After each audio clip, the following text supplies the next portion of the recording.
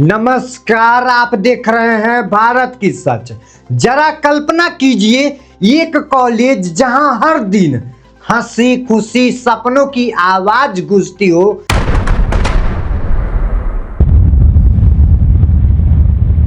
और कुछ ही सेकंड में एक जिंदा इंसान सिर्फ एक खबर बनकर रह जाए। ये कहानी है बनारस की उदय प्रताप कॉलेज की, जहां एक पुरानी रंजिश ने ऐसे खूनी रूप लिया जिसने हर किसी को सन्न कर दिया है। उस दिन सब कुछ सामान्य था।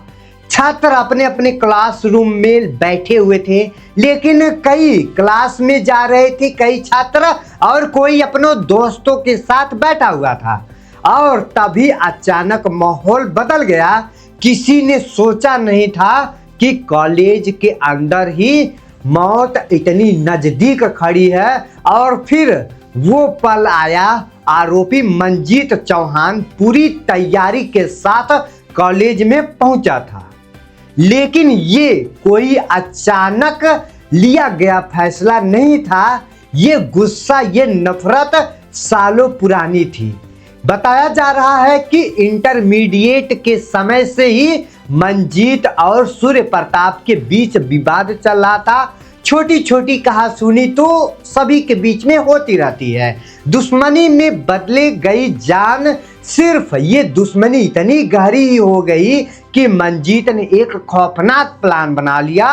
उसने 2 साल पहले ही इस वारदात की नींव रख दी थी। पूछताछ में उसने कबूल किया कि उसने कॉलेज के ही पूर्व छात्र प्रफुल्ल सिंह से भी करीब 28,500 रुपए में एक अवैध पिस्तौल खरीदी थी। सोचिए, एक छात्र जो पढ़ाई के लिए कॉलेज आता है वो चुपचाप एक हथियार खरीदता है। ये कितनी बेशर्मी बात है। और 2 साल तक वो अपने आप में रखता था।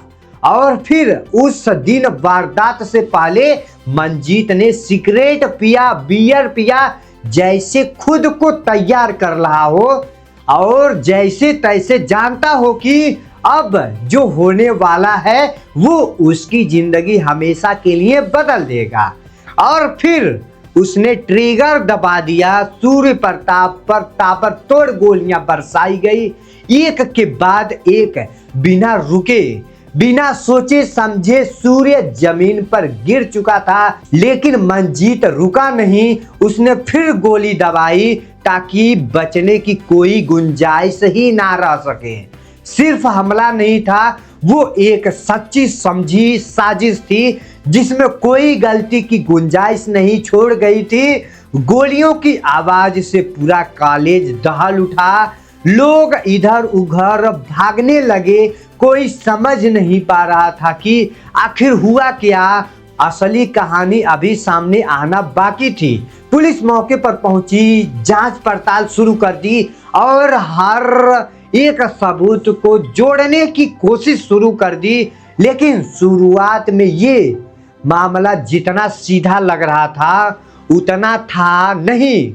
लेकिन आरोपी मंजीत बेहद चालाकी निकला और वह चालाकी से काम कर रहा था। वो एक नहीं 4-4 सिम कार्ड इस्तेमाल कर रहा था ताकि उसकी लोकेशन ट्रैक करना मुश्किल हो जाए। हर कदम सोच समझ कर रखता था। लेकिन कहते हैं ना, सच ज्यादा देर तक नहीं छुपता है।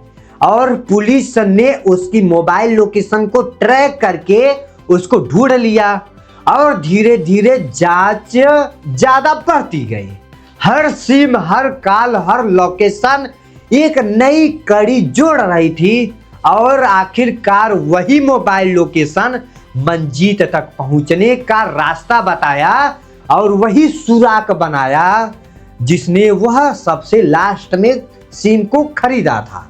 पुलिस ने उसे दबोच लिया। पूछताछ में एक एक करके सारे राज उगलवा लिए। पिस्टल कहां से लाई, कितने में खरीदी और वह कब प्लान बनाया और क्यों बनाया। हर सवाल का जवाब एक ही दिशा में इशारा कर रहा था। बदला एक ऐसा बदला जिसमें एक जिंदगी छीन ली, एक माँ के बच्चे को छीन ली और कई जिंदगियों को हमेशा के लिए बदल दिया। अब पुलिस की नजरें उस शख्स पर बनी है जिसने इस पूरी कहानी को अंजाम दिया है, और भदोही निवासी प्रफुल्ल सिंह, जिसने ये अवैध असलंगा सप्लाई किया है, यानी जिसने पिस्टल बेचा है 28,500 में, जिसकी तलाश अभी भी लगातार जारी है। और कहा जा रहा है कि अभी तक उसकी पुष्टि नहीं की गई है, क्योंकि ये सिर्फ एक हत्या का मामला नहीं है, ये एक पूरे नेटवर्क की ओर इशारा करता है जहां आसानी से हथियार मिल जाते हैं और एक गलत सोच उसे इस्तेमाल करने पर मजबूर कर देती है। इस पूरे घटनाक्रम ने कई सवाल खड़े कर दिए हैं, क्योंकि क्या एक पुरानी रंजिश इतनी बड़ी हो सकती है कि इंसान अपनी इंसानियत भूल जाए? क्या हमारे आसपास ऐसे लोग हैं जो बाहर से सामान्य दिखते हैं लेकिन अंदर ही अंदर किसी की वह हत्या कर दे? ऐसा तो संविधान में नहीं लिखा गया है कि कोई किसी को इस तरीके से हत्या कर दे।